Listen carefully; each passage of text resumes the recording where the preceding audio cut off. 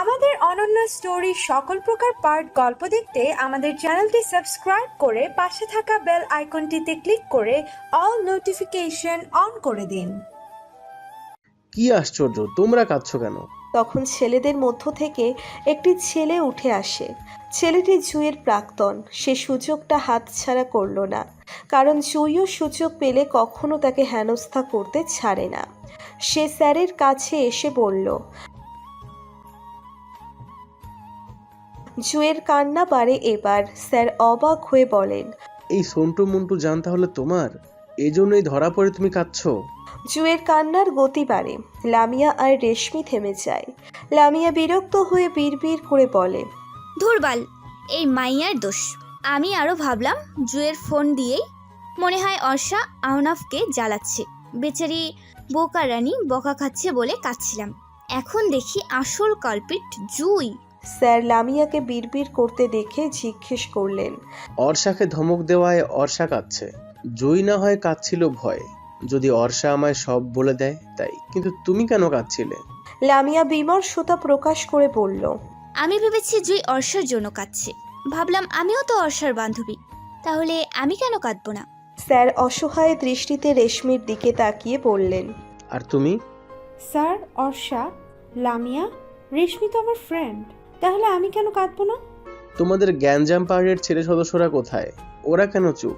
এটা বলে সে ছেলেদের বেঞ্চের সারির দিকে তাকিয়ে দেখে আহিল, আশিক আর দিদার গলা ধরাধরি করে কাঁদছে। রেশমি নিচু গলায় লামিয়াকে বলে, দেখ, তিনটায় কুমিরের কান্না শুরু করছে। আমাদের চেয়েও বেশি ড্রামা জানে। এদিকে স্যার ওদের কাণ্ড দেখে হাসবে নাকি বকবে বুঝতে পারছে না। তিনি অন্য ছেলেদের বললেন, আরে এই তিনটাকে থামা তোরা, আমি কোনো পানিশমেন্ট দেব না। কাউকে কিছু বলতে হলো না।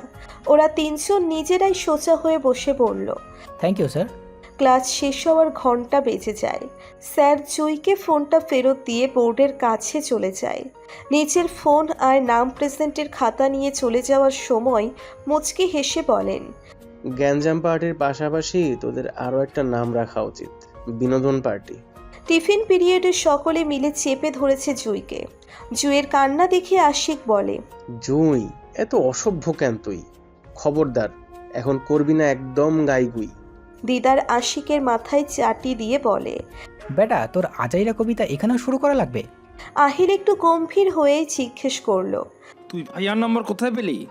জুঁই কাঁদো কাঁদো হয়ে বলল, তোর ফোন থেকে চুরি করেছি দোস্ত। লামিয়া অবাক হয়ে বলল, কি? ফ্রেন্ড হয়ে ফ্রেন্ডের ফোন থেকে তার বড় ভাইয়ের নাম্বার চুরি? তাও আবার আহনাফের নাম্বারটাই নিয়ে নিল? জুঁই ঝাঁঝের সাথে বলল, তাতে তোর কি রে? তোর তো এখন হবু বর আছে, তোর কেন চলছে? লামিয়া আমতা আমতা করে বলল, জ্বলছে নাকি? কই না তো, বিশ্বাস হচ্ছে না। দাঁড়া, ফোন থেকে আইডি বের করে দেখাচ্ছি। তাকে যে রিকোয়েস্ট দিয়েছিলাম সেটাও ক্যান্সেল করে দিয়েছে। খুব উদ্ধার করেছিস, এখন থাম তুই। লামিয়াকে থামিয়ে রেশমি জুঁইকে বলল, লামিয়ার জ্বলুক বা না জ্বলুক, তুই আমাদের অগোচরে কাজটা কিভাবে করলি? অর্ষা বিরস্ব মুখে বলল, সব সময় উল্টাপাল্টা কাজ করিস তোরা, আর বকা খাই আমি। উনিই বকলো, আর স্যারও। লামিয়া অর্ষাকে সান্ত্বনা দিয়ে বলল, মন খারাপ করে না বোকারানি, সে তো আর জানতো না যে এটা তুই। ভাইয়া জানে মেয়েটা যে তুই?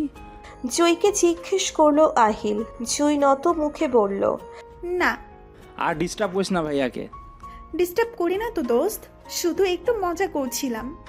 তাও করিস না, এমনি আমাদের সামনে ভাইয়াকে নিয়ে মজা করিস। তোরা তাতে কোনো সমস্যা নেই, তবে ভাইয়ার সাথে ডিরেক্ট এমন কোনো মজা বা কেউ করিস না। একবার ভাবতো ভাইয়া যদি জানতে পারে তখন কি ভাববে। জুঁই অনুনয় করে বলল, সরি দোস্ত, আর এমন হবে না, সত্যি বলছি। আহিল মুচকি হাসল। জুঁই অর্ষাকে জড়িয়ে ধরে বলল, তোকেও সরি জান। অর্ষাও মুচকি হেসে বলল, সরি বলতে হবে না পাগলি। আফরিন বাড়িতে এসেছে ঘন্টা খানিক হবে। এসেই সে আহনাপের রুমে বসে আছে। মায়া মায়া দৃষ্টিতে তাকিয়ে আছে আহনাপের দিকে। তার মাঝে মাঝে মনে প্রশ্ন জাগে, তার ভাই এত সুদর্শন কেন?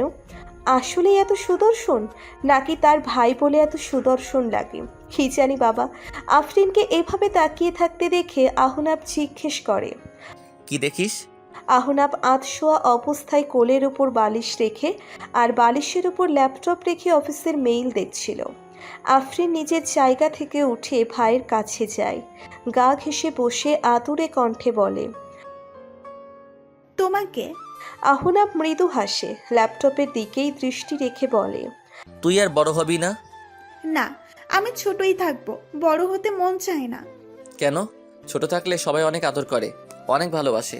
তুই আজীবন ছোটই থাকবি। আহিলের থেকেও তোকে ছোট লাগে, আর আহিলও তো তোকে ছোট বোনের মতোই ট্রিট করে। আফরিন শব্দ করে হেসে বলে, ও তো সবসময় আমায় আগলে রাখতো ভাইয়া। তোমার অবর্তমানে ওই আমাকে বড় ভাইয়ের মতো টেক কেয়ার করতো। এজন্য তোর প্রতি ওর আর ওর প্রতি তোর ভালোবাসা অনেক বেশি। আফরিন এবার সোজা হয়ে বসে, চোখ পাকিয়ে বলে, এর মানে কি? আমরা তোমায় ভালোবাসি না? বাসিস, কিন্তু কম। একদম না, আমরা সবাই তোমাকে অনেক ভালোবাসি, অনেক অনেক মিস করি। কিন্তু তুমি তো স্বার্থপর। সুইজারল্যান্ডে পড়তে গিয়ে ওই দেশের প্রেমে পড়ে গেলে, পড়া শেষ করে ওখানেই জব নিলে, এমনকি ওখানেই সেটেল হয়ে গেলে। তাহলে এত সব কিছুর মানে কি দাঁড়ালো বলো তো? আমরা তোমাকে ভালোবাসলেও তুমি আমাদের একটুও ভালোবাসো না। তাই আমি এতগুলো কথা বললাম আর তুমি শুধু তাই বললে? আর কি বলবো বলতো? তুই যে ঝগড়ুটে, আমি ভাই শান্তিপ্রিয় মানুষ, ঝগড়ার আগে পিছে নেই। আমি ঝগড়াটে না, তোমার বউ হবে ঝগড়াটে, দেখিও। তাহলে বউকে তোদের কাছে রেখে যাব? ইস, আমাদের থেকে দূরে থাকলেও বউকে দূরে রাখবে না, জানা আছে আমার সব। ওরে বাবা, তুই তো দেখি সব জানিস। জানবই তো, আমি অবুঝ নাকি? আহনাব হাসে, ওর গালে হাত বুলিয়ে বলে, না, তুই আমার বুঝদার বোন। আফরিনও হাসে, এরপর আহনাবের দিকে তাকিয়ে বলে, তোমার অনেক কষ্ট হয় তাই না ভাইয়া? কেন? আবার বলে কেন? অ্যাক্সিডেন্ট করেছো, ব্যথা করছে না? তা তো করবেই। আচ্ছা বলো কি খাবে? আজ আমি তোমার জন্য রান্না করব। রান্না? তাও আবার তুই? এভাবে বলছো কেন? আমি এখন মোটামুটি রান্না জানি। ওই মোটামুটি রান্না খেয়ে আমাকে আবার ওয়াশরুমে দৌড়াতে হবে না তো? মজা নিচ্ছ না? খেয়ে তো দেখো আগে। আহনাব মৃদু হেসে বলল, আচ্ছা, তোর যা ইচ্ছে রান্না কর। না, তুমি বলো। তাহলে হালিম রান্না কর, হঠাৎ করে খেতে ইচ্ছে করলো। ওকে, তুমি অপেক্ষা করো, আমি ঝটপট রান্না করে নিয়ে আসছি। বলেই দৌড়ে ঘর থেকে বের হয় আফরিন। আহনাব পেছন থেকে একটু জোরেই বলে, সাবধানে, হাত যেন না পড়ে। আফরিনের রান্না শেষ হতে হতে আহিল আর অর্ষা কলেজ থেকে চলে আসে। রেনু গেছে দরজা খুলতে। ওরা দুজনে যখন বাড়ির ভেতর ঢুকছিল তখন আফরিন হালিম নিয়ে রান্নাঘর থেকে বের হচ্ছিল। আফরিনকে দেখে আহিল চিৎকার করে ওঠে, দৌড়ে এসে জড়িয়ে ধরে। এদিকে হাতের বাটি পড়ে যাবে যাবে অবস্থা। অর্ষা এসে আফরিনের হাত থেকে বাটিটা নিয়ে নেয়। আফরিনও এবার ছোট ভাইকে জড়িয়ে ধরে পিঠে হাত বুলিয়ে দেয়। আহিল খুশিতে আত্মহারা হয়ে বলে, সারপ্রাইজড হয়ে গেছে আপু, তুই বলিসনি কেন যে এসেছিস? তাহলে কি আর সারপ্রাইজ পেতে? আফরিনকে ছেড়ে সোজা হয়ে দাঁড়ায় আহিল, মাথা দুলিয়ে বলে, তাও ঠিক। কেমন আছো অর্ষা? অর্ষার দিকে মিষ্টি হেসে জিজ্ঞেস করলো আফরিন। অর্ষাও প্রত্যুত্তরে হেসে বলল, আলহামদুলিল্লাহ আপু, তুমি কেমন আছো? আমিও আলহামদুলিল্লাহ ভালো আছি। ওই দেখো, এখনো বাটিটা তোমার হাতে, আমায় দাও। সমস্যা নেই আপু। আহিল আফরিনকে টেনে নিজের ঘরে নিতে নিতে বলল। হালিম পরে খাবি, আগে আমার ঘরে আয়, কত গল্প জমে আছে। সে আফরিনের কোনো কথাই শুনল না। এদিকে হালিমের বাটি হাতে বোকার মতো দাঁড়িয়ে আছে অর্ষা। সে এখন কি করবে? বাটি ধরে এভাবে দাঁড়িয়েই থাকবে, নাকি গিয়ে দিয়ে আসবে? ভাই বোনের মধ্যে গিয়ে থার্ড পার্সন হওয়া কি ঠিক হবে? ওর 7-5 ভাবতে ভাবতে রেনু রান্নাঘর থেকে বের হয়। রেনুর চোখে বিস্ময় ঠিকরে পড়ছে। সে বলল, ও মা, আপনি এখানে বাড়ি নিয়ে দাঁড়ায় আছেন কেন আপা? অর্ষা যেন একটু হাঁপ ছেড়ে বাঁচল, বলল, আপা, হালিমের বাটি আফরিন আপুকে দিয়ে আসবেন। রেনু দুহাতে মাছের পলি দেখিয়ে বলল, আমার হাতে মাছ আফা, কেবল কাটছিলাম, ফ্রিজে রাখতে আইছিলাম। এই হাত দিয়া খাওন নিয়ে গেলে আমারে দৌড়ানি দিব বড় ভাইজানে। খাবার আফরিন আপুর না? না, বড় ভাইজানে খাইব, একটু কষ্ট কইরা দিয়া আহেন। আচ্ছা। বলেও অর্ষা সেখানে ঠায় দাঁড়িয়ে থাকে। এই মানুষটার সামনে গেলেই দুনিয়ার সকল জড়তা তার মাঝে কাজ করে। সকালের ঝাড়িগুলোর কথাও মনে পড়ে যায় তার। হোক না জেনে দিয়েছে, তবুও তো ঝাড়িগুলো সেই খেয়েছে। রেনু মাছ ফ্রিজে রেখে ফিরে এসে বলল। এখনো খাড়াইয়া আছেন, আমি দিয়া আসুম। অর্ষা ইতস্তত করে বলল। না সমস্যা নেই, আমি দিয়ে আসছি। ব্যাগটা সোফার ওপর রেখে গুটি গুটি পায়ে সে আহনাপের রুমের দিকে যায়। দরজা ভেতর থেকে চাপানো, সে বাইরে দাঁড়িয়ে দুবার নক করে। আহনাপ ভিতর থেকে জিজ্ঞেস করে। কে? আফরিন? না, অর্ষা। চাপা স্বরে বলল অর্ষা। গলা থেকে যেন শব্দও বের হচ্ছে না। অর্ষার কথা আহনাপ শুনতে পেল না, তাই কিছুক্ষণ চুপ করে থেকে বলল। দরজা খোলাই আছে। অর্ষা এবার ভেতরে যায়, সাথে সাথে দুজোড়া চোখ এক হয়ে যায়। দৃষ্টি নামিয়ে নেয় অর্ষা, নত মুখে বলে। আপনার খাবার। তুমি এনেছো কেন? আফরিন কোথায়? আহিল আপুকে টেনে নিয়ে গেল। অর্ষার কথার ধরনে আহনাপের হাসি পেলেও হাসল না, হাসি চেপে গিয়ে বলল। ও আচ্ছা, এখানে রাখো। পাশে টি টেবিল দেখিয়ে বলল আহনাপ। টি টেবিলের ওপর অনেকগুলো কাগজ এলোমেলো করে রাখা। অর্ষা কি করবে বুঝতে পারছে না। সে না বুঝলেও আহনাপ ঠিকই বুঝে ফেলে। সে হাত বাড়িয়ে কাগজগুলো নিয়ে বিছানায় রেখে বলল। এখন রাখো। টেবিলের উপর হালিমের বাটি রাখার সময়ে আহনাপ জিজ্ঞেস করে। পরীক্ষা কবে থেকে? আগামী সপ্তাহ থেকে। প্রিপারেশন কেমন? ভালো। আহনাপের মনে অনেকক্ষণ যাবৎ একটা প্রশ্ন ঘুরঘুর করছিল। অন্য দিনের তুলনায় অর্ষার আজকের আচরণ অনেকটা অন্যরকম লাগছে, তাই সে প্রশ্ন করেই বসল। তুমি এমন চোরের মতো করছো কেন? অর্ষা থতমত খেয়ে তাকায়, আমতা আমতা করে বলে। কই না তো, আমি কি চুরি করব? চুরি করেছো বলিনি, চোরের মতো তো করছো, তাই বলেছি। আমি ঠিক আছি। আচ্ছা, ঘরে গিয়ে ফ্রেশ হয়ে নাও। অর্ষা যেন এতক্ষণ এই কথাটি শোনার জন্য অপেক্ষা করেছিল। আহনাপ বলা মাত্রই সে এক ছুটে দৌড়ে ঘর থেকে বেরিয়ে যায়। ওর এই কাণ্ডে হকচকিয়ে যায় আহনাপ। বিষয়টা কি হলো? পরক্ষণে সে নিজেকে ধাতস্থ করে স্বগোক্তি করে বলল। মেয়েটা একটু বেশি যেন সৎ সরল আর অদ্ভুত। সকালের প্রস্ফুটিত কুসুমরাঙা ভোর দেখে মন শান্ত হয়ে যায় অর্ষার। ফজরের নামাজ পড়ার পর আর ঘুম আসেনি, তাই বই হাতে জানালার কাছে বসেছিল। পড়া অবশ্য হয়নি, সে ভোরের শুরু হওয়া আলোর বিচরণ ছড়ানো দেখেছে। একটু বাদেই তাকে রেডি হতে হবে। লামিয়ার কড়া আদেশ, আজও সব বান্ধবীদের নীল শাড়ি পরতে হবে। এজন্য সে আকদে 3 বান্ধবীর জন্য 3টে নীল শাড়ি আর 3 বন্ধুর জন্য 3টে নীল পাঞ্জাবি কিনে আগেই দিয়ে দিয়েছে।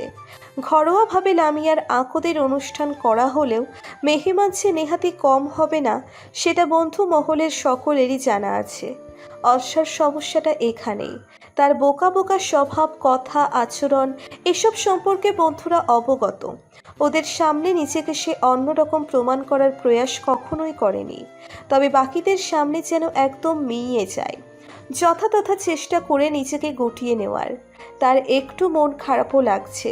পরীক্ষার পর থেকে কোথায় চলে যাবে তা ওরা কেউই এখনো জানে না। সম্ভবত এক ভার্সিটিতে পড়াও হবে না। তখন কি বন্ধুত্বে ভাঙন ধরবে? দূরত্ব সৃষ্টি হবে? অর্ষার তো বেঁচে থাকার অন্যতম স্পন্দন হচ্ছে ওদের গ্যাঞ্জাম পার্টি, যেখানে সে মুক্ত পাখির মতো প্রাণ ভরে নিঃশ্বাস নিতে পারে। এই পার্টির একটা সদস্য ব্যতীত সে নিজেকে কল্পনা করতে পারে না। পরীক্ষার পরই লামিয়ার বিয়ে হয়ে যাবে। তখন কি আর লামিয়া আগের মতো থাকবে? থাকতে চাইলেও সেটা কি আদৌ সম্ভব হয়ে উঠবে কখনো? তখন ওর নিজের একটা সংসার হবে, আলাদা পরিবার হবে, নিজের মানুষটাকে সময় দিতে হবে, আরও কত কি। এসব ভাবতে ভাবতেই মন প্রায় অসাড় হয়ে আসে তার। মস্তিষ্ক অযথা চিন্তা করাও বাদ দিয়ে দেয়। আর কত প্রেশারই বা নেবে। বাইরে থেকে আহিলের গলার স্বর শুনে সম্বিত ফিরে পায় অর্ষা। প্রলম্বিত শ্বাস নিয়ে এগিয়ে যায় দরজা খুলতে। অর্ষাকে দেখে আহিল বিস্মিত হলো, যদিও ওর বিস্ময়ের কারণ সম্পর্কে অর্ষা একদমই অবগত নয়।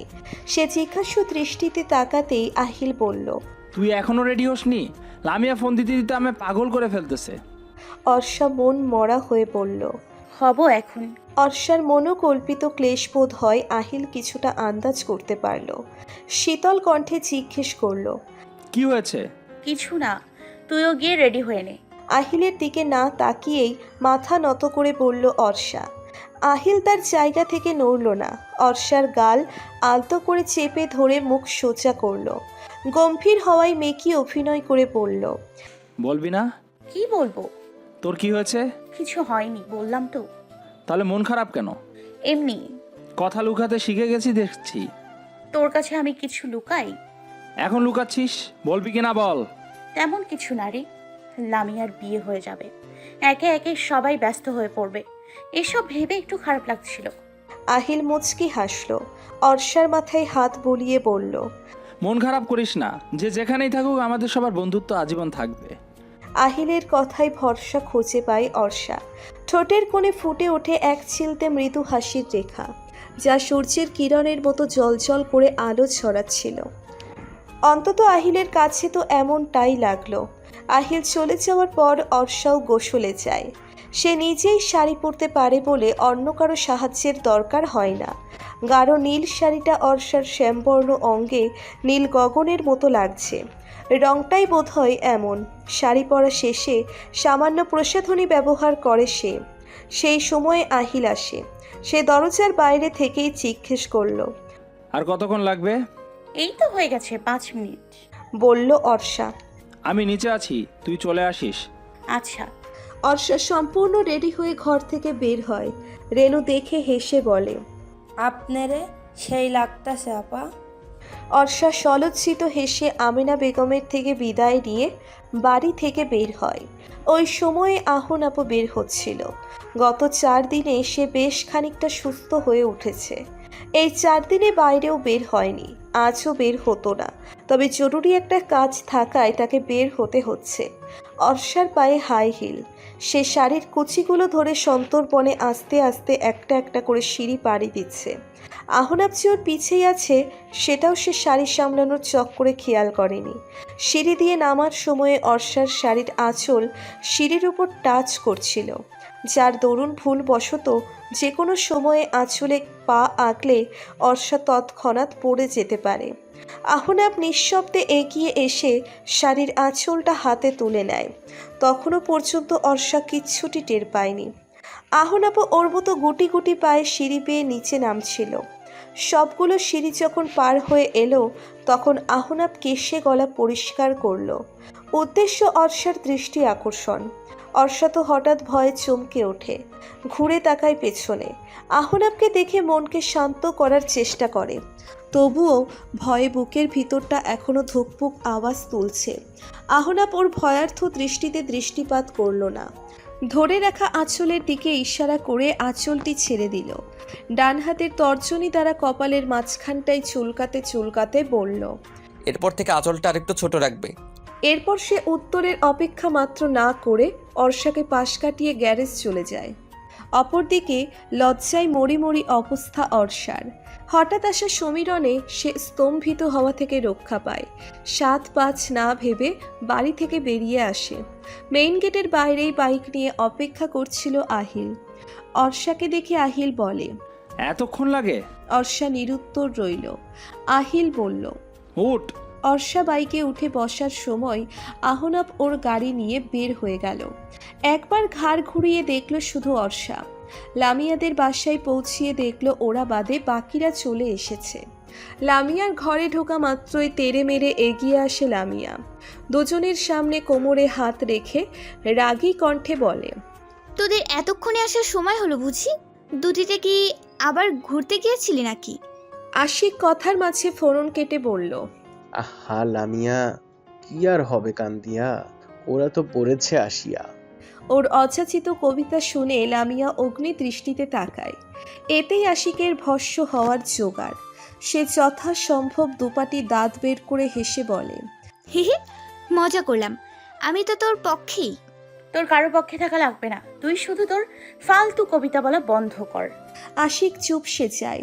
আজকে অন্তত লামিয়াকে আর রাগাবে না বলে মনে স্থির করে ফেলে। এদিকে আহিল এবং অর্ষা পড়ে গেছে বিপাকে। খুব বেশি যে দেরি হয়েছে তাও তো নয়, তবে হ্যাঁ, লামিয়ার ঠিক করে দেওয়া নির্ধারিত সময়ের 15 মিনিট পর এসে ওরা পৌঁছিয়েছে। আর এতেই যত সমস্যা অনা সৃষ্টির চক্রের পলকে তৈরি হয়ে গেছে। দিশা খুঁজে না পেয়ে অর্ষা আচমকা লামিয়াকে শক্ত করে জড়িয়ে ধরে। আদুরে কণ্ঠে বলে, সরি রে, আর এমন হবে না। লামিয়া কটমট করে বলে, আর এমন হবে না মানে কি? আমার আকত কি আরো 10 বার হবে পরে? লামিয়ার রাগ কমাতে গ্যাঞ্জাম পার্টিকে হুলুস থুলুস কাণ্ড বাঁধাতে হলো। যেভাবে পারলে ওকে হাসানোর চেষ্টা করলো। এজন্য উল্টোপাল্টা কবিতার পাশাপাশি ফানি গান, উড়াধুরা নাচও বাদ গেল না। এতে অবশ্য মেয়েদের সাজের 12টা বেজে গেল। বরপক্ষ আসার পূর্বে ওরা যতটা পারল সাজসজ্জা ঠিক করে নেয়। বরপক্ষ এলো দুপুরের কিছু আগে। আজ নিহালের সঙ্গে তার বেশ কয়েকজন বন্ধুও এসেছে। এরাও গ্যাঞ্জাম পার্টির চেয়ে কম নয়। এটা তখনই সকলে উপলব্ধি করতে পারল যখন সন্ধ্যায় শুধুমাত্র ওরা একটা রুমে বসে আড্ডা দিচ্ছিল। এর মাঝে অবশ্য আরও একটি অনাকাঙ্ক্ষিত ঘটনা ঘটে যায়। নিহালের বন্ধু সুভাষের দৃষ্টিতে আটকে যায় জুই। সরল স্বভাবের সুভাষের দৃষ্টি সবার আগে খেয়াল করে আহিল। সে বসেও ছিল জুইয়ের পাশে। অনেকক্ষণ যাবৎ সুভাষের অমন দৃষ্টি দেখে আহিল জুইকে ফিসফিস করে বলে,